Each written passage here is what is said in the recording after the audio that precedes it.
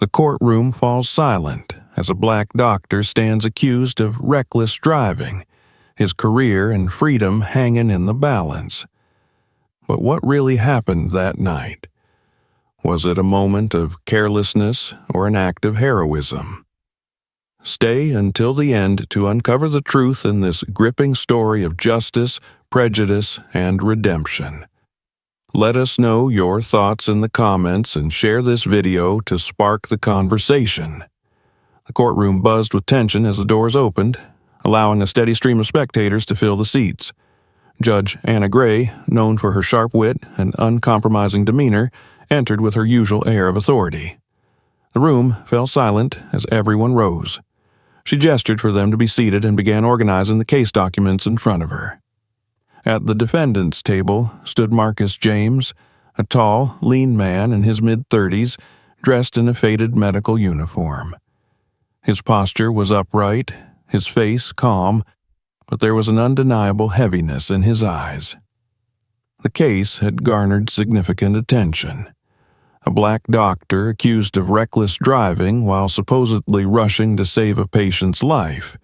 It was a narrative ripe for controversy. The prosecutor, a sharp-suited man with a smug demeanor, began his opening statement, painting Marcus as an irresponsible driver who endangered the lives of many on the road.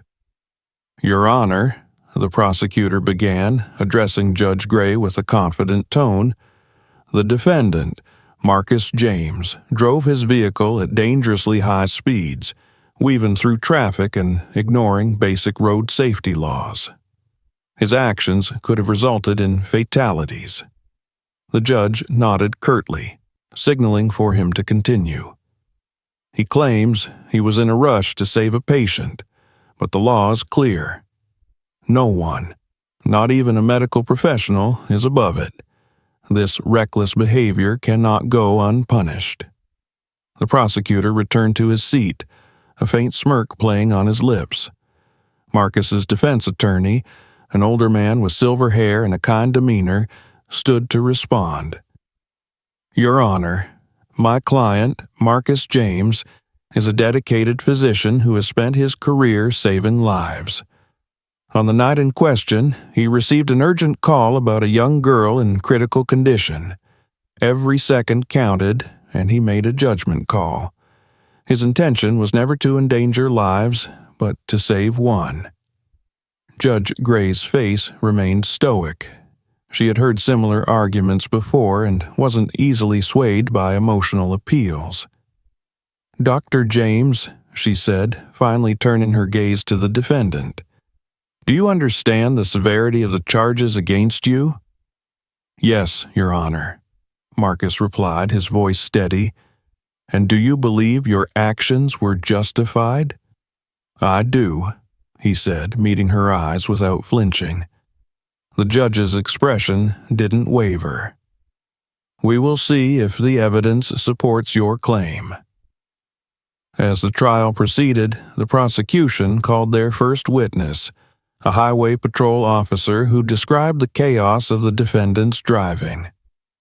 His testimony was detailed and painted a grim picture of near collisions and frantic drivers forced to swerve out of the way. The defense countered by questioning the officer on whether he had seen Marcus's vehicle display emergency signals.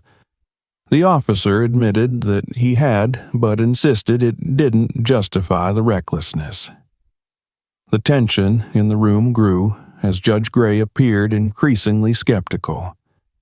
She had a reputation for being tough on cases involving traffic violations and her own personal tragedy.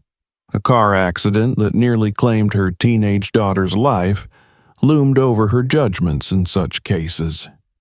When it was Marcus's turn to speak, he remained composed.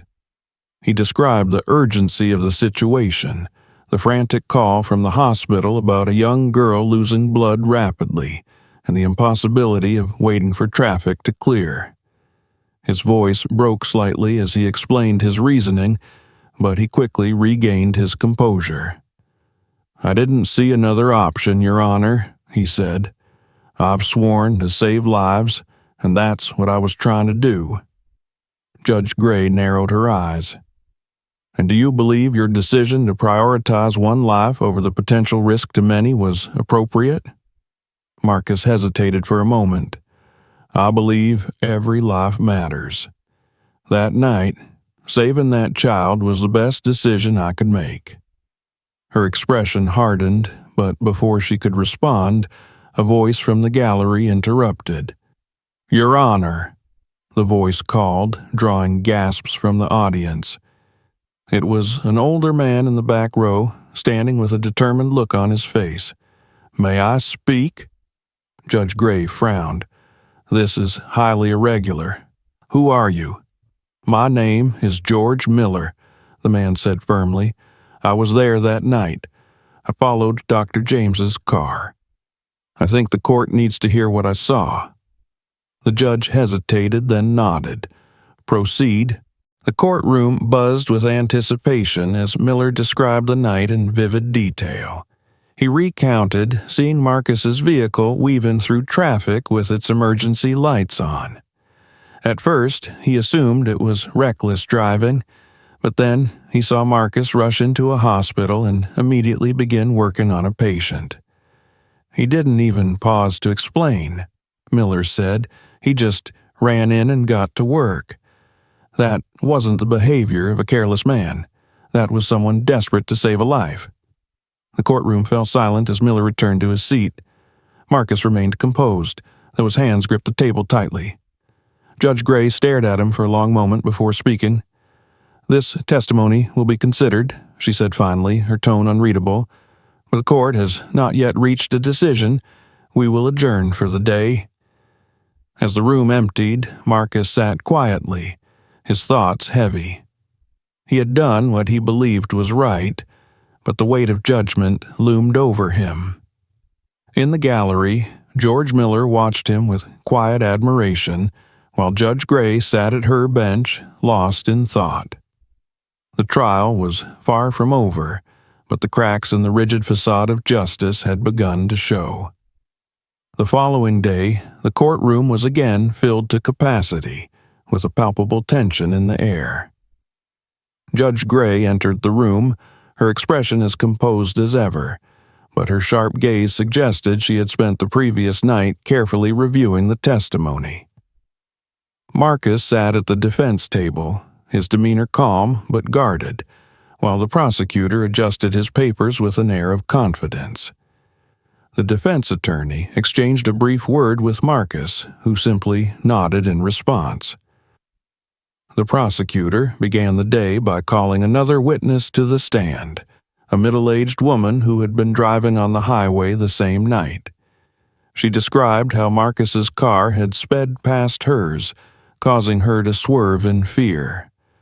Her voice quivered as she recounted the moment, clearly shaken by the memory. The prosecutor leaned into her fear, emphasizing the potential for disaster. "Your Honor," the prosecutor declared, turning to the bench, "this reckless behavior could have resulted in multiple fatalities. The defendant's intentions are irrelevant when the consequences of his actions placed so many in danger." Judge Gray listened intently, her face unreadable. When the defense attorney stood to cross-examine, his tone was calm but firm. He asked the witness if she had seen Marcus's emergency lights or heard a siren. The woman hesitated, admitting she had seen flashing lights but had been too focused on avoiding an accident to notice more. The defense then pressed her on whether she had observed any actual collisions caused by Marcus's driving. Reluctantly, she admitted she had not. With the witness excused, the defense attorney stood and requested permission to call his next witness. Judge Gray gave a curt nod, and the doors to the courtroom opened. To everyone's surprise, a young girl entered, her steps measured and deliberate. It was Sophie Gray, Judge Gray's 15-year-old daughter. The room erupted into whispers, and even the judge's composed facade cracked for a moment. "Sophie," Judge Gray said, her voice low but firm, what are you doing here? This is highly inappropriate." Sophie met her mother's gaze with unwavering determination. "I'm here to tell the truth, Your Honor. Please let me speak." The courtroom held its collective breath as Judge Gray deliberated. Finally, with visible hesitation, she nodded. "You may proceed, but keep it brief." Sophie stepped to the witness stand and took the oath. The defense attorney, clearly aware of the gravity of the moment, approached her with care. "Sophie, can you tell the court why you're here today?" The girl took a deep breath, her voice steady but filled with emotion. "I'm here because Dr. James saved my life. That night, I was the patient he was rushing to help." A wave of shock swept through the courtroom. The prosecutor stood, objecting loudly. "Your Honor, this is highly irregular. The witness has a personal connection to the presiding judge." Judge Gray silenced him with a sharp glare. "Overruled. Let her speak." Sophie continued, her voice growing stronger. She described the events of that night in vivid detail, recounting the sudden onset of intense pain and the panic that followed. She spoke of how the doctors at the hospital later told her that if Marcus had arrived even a few minutes later, she wouldn't have survived. "I owe him my life," she said, turning to look at Marcus. "He didn't know who I was, and it didn't matter. He just wanted to save me." Tears welled up in the eyes of several spectators, and even the stern Judge Gray seemed momentarily shaken. Marcus remained seated, his hands clasped tightly in front of him, his face a mixture of gratitude and restraint. The prosecutor, clearly flustered, attempted to regain control of the narrative. He cross-examined Sophie, questioning the accuracy of her memory and the potential bias in her testimony. Sophie held her ground, calmly reiterating the facts. When she finished, the courtroom was silent. Judge Gray leaned forward, her gaze fixed on Marcus. For the first time, there was a softness in her expression, a crack in her otherwise impenetrable demeanor. "This testimony will be taken into account," she said, her voice steady but quieter than usual. "The court will resume after a brief recess." As the room emptied, whispers filled the air. Spectators speculated on the impact of Sophie's revelation, while Marcus sat in silence, his mind racing. Sophie approached him as her mother remained seated at the bench, lost in thought. "Thank you," Sophie said softly, her voice barely above a whisper, "for everything." Marcus nodded, his throat tight with emotion. "I'm just glad you're okay." As the recess came to an end, the courtroom filled once more. Judge Gray called the session back to order, her voice firm again, though her eyes lingered on Marcus a moment longer than necessary. The trial was far from over, but the balance of power in the room had shifted. Truth had begun to break through the cracks of prejudice, and the weight of justice felt heavier than ever. The courtroom was silent as Judge Gray prepared to deliver her final remarks. The trial had reached its emotional crescendo, and the tension in the air was palpable. Marcus sat at the defendant's table, his hands folded tightly together. Sophie's testimony had shifted the momentum of the trial, but the weight of the law still loomed over him. The gallery was packed with spectators, reporters, and supporters, all waiting to see how justice would unfold. The prosecutor rose for his closing arguments, his voice steady but lacking the earlier confidence.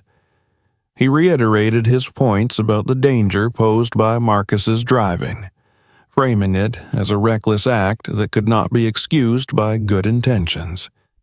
He argued that allowing exceptions to the law, even for medical professionals, would set a dangerous precedent.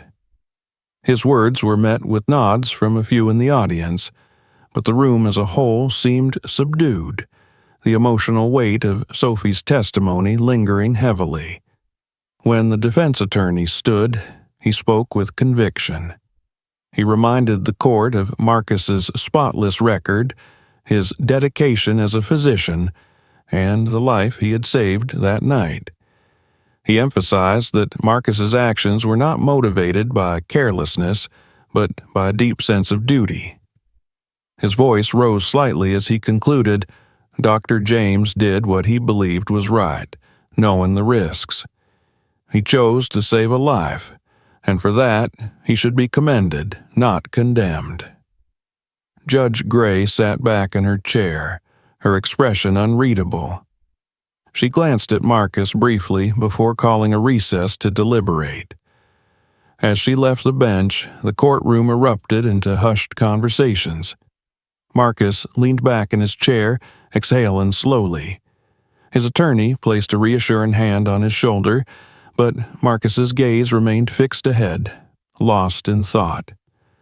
After what felt like an eternity, Judge Gray returned. The room fell silent as she resumed her place at the bench.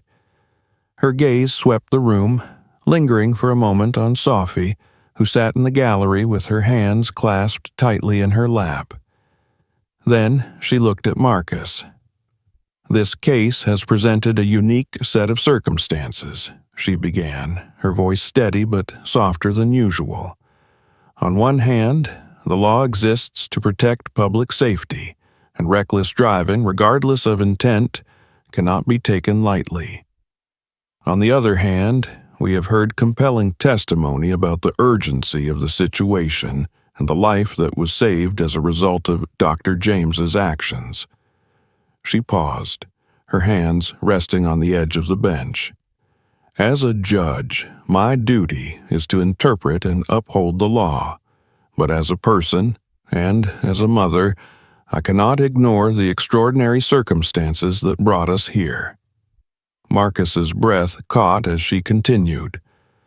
Dr. James, your actions that night were undeniably dangerous, but they were also heroic. You prioritized saving a life above all else, and in doing so, you reminded us of the humanity that sometimes gets lost in the strict application of the law. Her voice grew firmer. The court finds you not guilty of reckless driving. However, I urge you and others in your position to advocate for changes in the law that would provide clearer guidelines for emergency situations like this. Our system must evolve to better support those who dedicate their lives to saving others. The room erupted into applause. Marcus closed his eyes briefly, a wave of relief washing over him.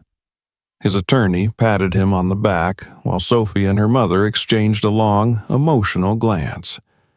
Judge Gray remained seated, her expression thoughtful as she dismissed the court. As the spectators filed out, Marcus found himself surrounded by supporters and well-wishers. Reporters called out questions, but he politely declined to comment. Instead, he approached Sophie, who stood with her mother by the bench. Thank you, he said simply, his voice filled with gratitude. Sophie smiled, her eyes glistening. No, thank you. You saved my life. Judge Gray watched the exchange, her usual stern demeanor softened by a rare smile. She extended her hand to Marcus. Dr. James, I owe you more than words can express. You reminded me today why compassion must always be part of justice. Marcus shook her hand, nodding. Thank you, Your Honor. I hope this case can help bring about the changes we need. As he left the courtroom, the weight that had burdened him for so long began to lift. The trial was over, but its impact was only beginning. News of the case spread quickly, sparking discussions about the need for reform in laws governing emergency services. Marcus's story became a symbol of the balance between law and humanity, inspiring others to push for a system that better serves both. Outside the courthouse, Marcus paused for a moment, taking in the fresh air. The sun shone brightly, and for the first time in weeks, he felt hope. Change was on the horizon, and he had played a part in making it happen. And so, justice was served, but not without revealing deeper truths about humanity and the law. What do you think about the outcome? Was it fair? Let us know in the comments below. Don't forget to like, share, and subscribe for more stories that challenge and inspire. Together, we can spark change.